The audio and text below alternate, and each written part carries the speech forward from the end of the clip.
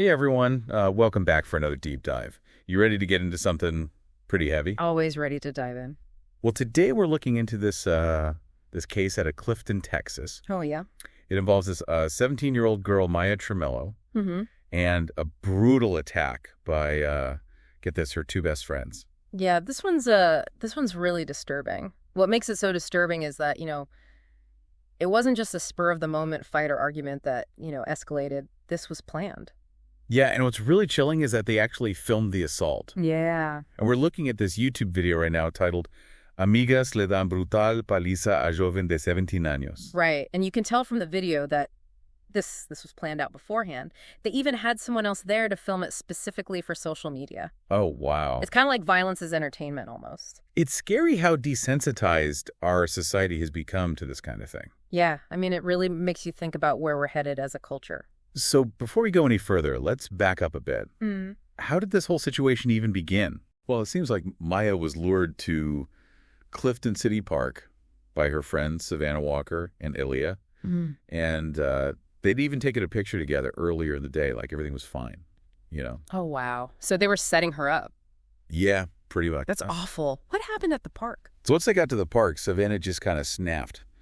The attack itself was caught on video, and it's really hard to watch. It went on for a while and was extremely violent. I can't even imagine. What kind of injuries did Maya sustain? She suffered a concussion, cuts, and a sprained ankle.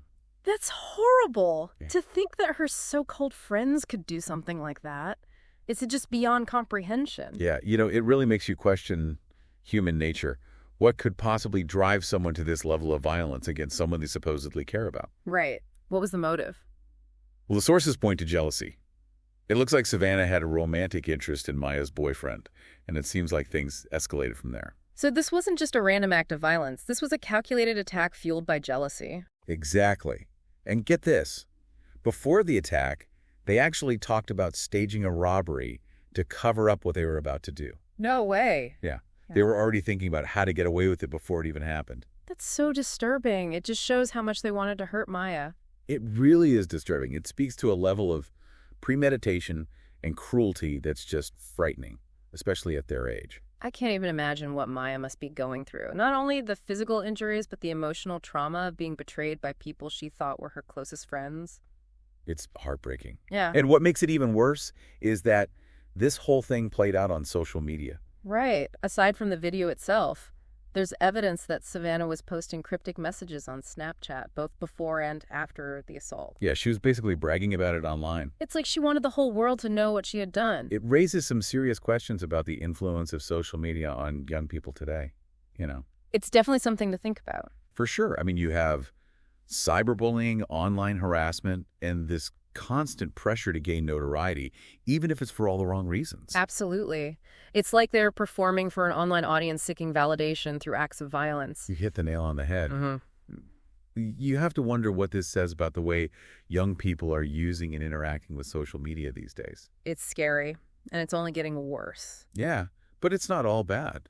There are also people using social media for good, like Maya's mother. Oh, yeah. Speaking of Maya's mother, we need to take a moment to acknowledge her incredible courage. Yes, absolutely. She took to social media herself after the attack, sharing photos of Maya's injuries and demanding justice for her daughter. I can only imagine how difficult that must have been for her, to relive that trauma and put it out there for everyone to see.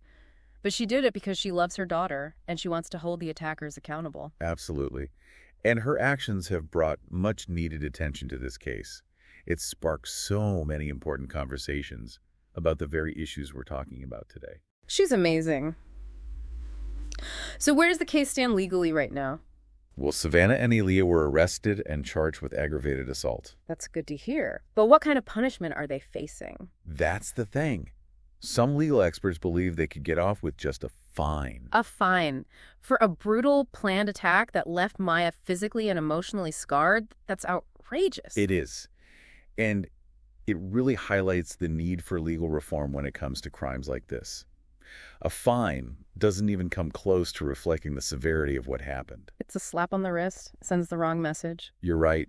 We need to make it clear that actions have consequences, especially when it comes to violence. Absolutely. This isn't just about a physical assault. It's about betrayal. It's about the dark side of social media. It's about a culture that sometimes seems to glorify aggression and violence. I agree with all of that. And unfortunately, I think this case is just the tip of the iceberg. This is heavy stuff, but I'm glad we're diving into it. Maya's story needs to be told. I agree. Her story is a powerful reminder that these issues are real.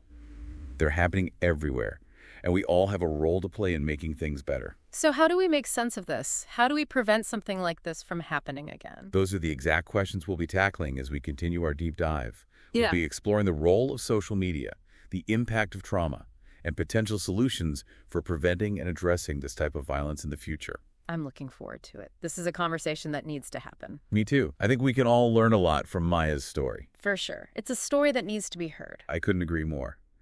So, we were talking about the role of social media before the break. Yeah, it's really disturbing how Savannah was using Snapchat. It really is. It's like social media provided the platform for this whole thing to escalate. Right. Like it wasn't enough to just carry out the attack. She wanted to document it and brag about it online. It's almost like she was trying to create this whole narrative around it. Like she was the main character in some twisted movie. Exactly. And that's what's so scary about social media these days. It can really distort reality, especially for young people who are already going through so much. Right. It's like their lives become this performance for an online audience. And the thing is, Savannah's Snapchat messages actually give us some clues about her motives. Really? Like what? Well, for example, she posted a selfie with a caption that said, "Some people just need to be taught a lesson." Oh, wow. And then there's another one where she talks about how karma's a bitch. Yeah. It's like she was trying to justify her actions in advance. That's terrifying. It's like she was premeditating the whole thing. And the thing is, with social media, those messages could have been seen by hundreds or even thousands of people. That's what's so scary about it. It has the power to amplify negativity and aggression. It's like a breeding ground for toxic behavior. This reminds me of something I read about toxic friendships. Is there a connection there? Oh, absolutely. Toxic friendships are all about drama, negativity, and control. And social media can really fuel those dynamics. So how do we even recognize a toxic friendship? What should we be looking out for? Well, some common red flags are constant drama, negativity, one-sided relationships, and feeling drained or manipulated after spending time with someone. That makes sense. So basically, if a friendship feels more draining than uplifting, it's probably time to reassess things. Exactly. And it's important for parents and educators to be aware of these signs, too.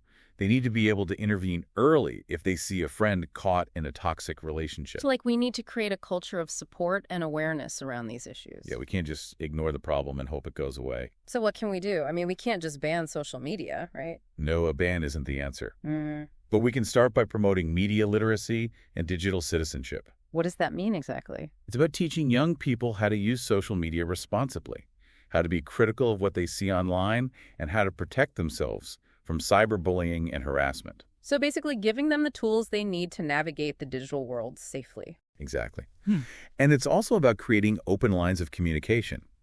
Parents and educators need to create safe spaces where young people can talk about their online experiences without feeling judged. It's about creating a culture of trust and understanding. Right, because at the end of the day, we want young people to feel empowered to use social media for good. Absolutely. So what about Maya? How is she doing now? Well, from what we know, she's undergoing therapy to help her cope with the trauma of the attack. That's good to hear. I can only imagine the emotional scars she's dealing with. It's heartbreaking to think about. She was betrayed by people she thought were her friends. And on top of that, she has to deal with the physical injuries and the public humiliation of it all. It's a lot for anyone to handle, let alone a 17-year-old girl. Therapy can be a real lifeline in these situations, though, right? Oh, absolutely. Trauma can manifest in so many ways: anxiety, depression, PTSD, difficulty trusting others. A therapist can help process those feelings and develop healthy coping mechanisms. It's a reminder that even though the physical wounds might heal, the emotional and psychological impact can last a lifetime. You're exactly right. And that's why access to mental health resources is so important, not just for victims of violence, but for all young people who are facing challenges. It makes you wonder what we as listeners can do to help support young people who might be going through similar things. Well, sometimes just being aware of the signs of trouble can make a huge difference. Like what kind of signs? Things like changes in behavior, withdrawal, signs of anxiety or depression. If you notice anything like that, don't be afraid to reach out. It's about letting them know they're not alone, right? Exactly. Yeah, and sometimes it's hard to know what to say, but just letting them know that you're there for them, that you care, can make all the difference. It really can. And if they're not ready to talk, that's okay too.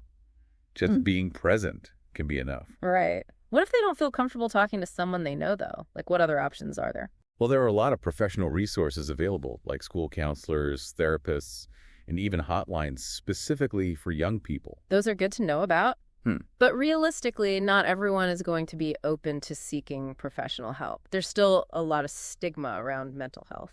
You're right, and that's why it's so important to normalize conversations about mental health. Yeah. We need to break down those stigmas and encourage young people to prioritize their mental well-being just as much as their physical health. Absolutely. It's okay to not be okay. Exactly. And that message needs to come from everyone, parents, educators, community leaders, even other young people. It's about creating a culture of support and understanding. Right. And it's about empowering young people to speak up and seek help when they need it.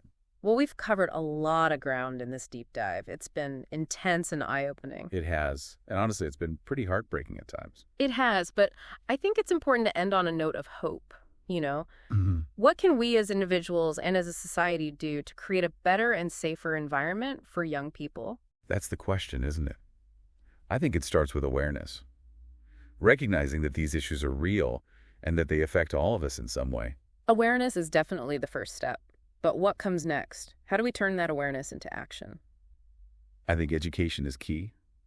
Educating ourselves about the signs of trouble, about the impact of social media, about the resources that are available. It's about having open and honest conversations with the young people in our lives, letting them know that they're not alone and that there's no shame in asking for help. Education is so important, and I think it's also important to be an advocate. Absolutely. We need to speak up against bullying and harassment, both online and offline. And we need to support organizations that are working to promote mental health awareness. Every little bit helps, right? It really does. Even small actions like reporting cyberbullying or donating to a mental health organization can make a difference. It's about creating a culture where young people feel empowered to speak up, to seek help, and to know that their voices matter. You said it.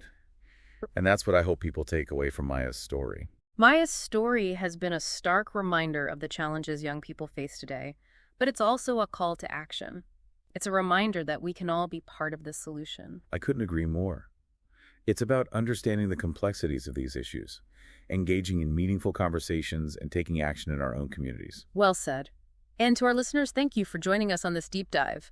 We hope you found it informative and thought-provoking. And most importantly, we hope you feel empowered to make a difference. Remember, every action counts. Every conversation matters, and every act of kindness can have a profound impact. Let's all work together to create a world where young people can thrive. That's a great message to end on. Until next time, stay curious, stay informed, and stay engaged.